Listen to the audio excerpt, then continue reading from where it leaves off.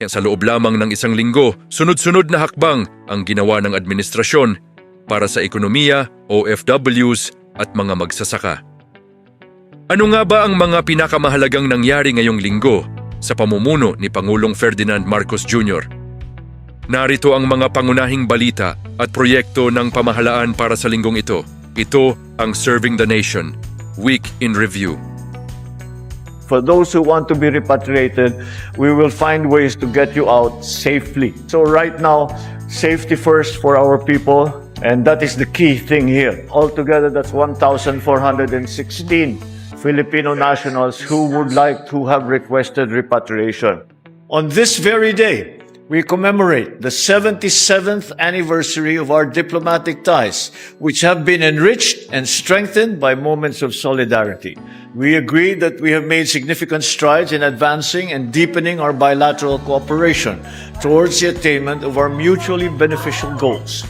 Today's forum celebrates the strong bond between our nations, and it underscores our commitment to attracting more investment that will drive inclusive growth in our region. Kasi dito may harang, sobrang taas ang hingal. Ito siya, mula dun sa baba, limang palapag siya eh.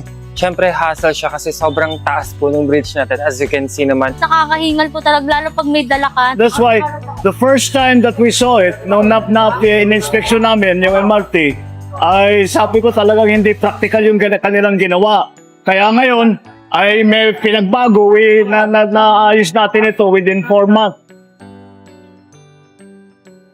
Kaya narito tayo ngayon upang magbigay sa MSMEs at mga kababayang naghahanap ng trabaho ng inspirasyon, suporta at pagkakataon. Thank you so much po sa mga opportunities na katulad ng ganito kasi di na po nahihirapan yung mga job seekers na pumunta ng mga offices, di na mamamasahe kasi kayo na po yung lumalapit sa amin para makapag-apply kami. This is not the end, no? Tuloy-tuloy to. It's going to go. We are determining where the next one will be.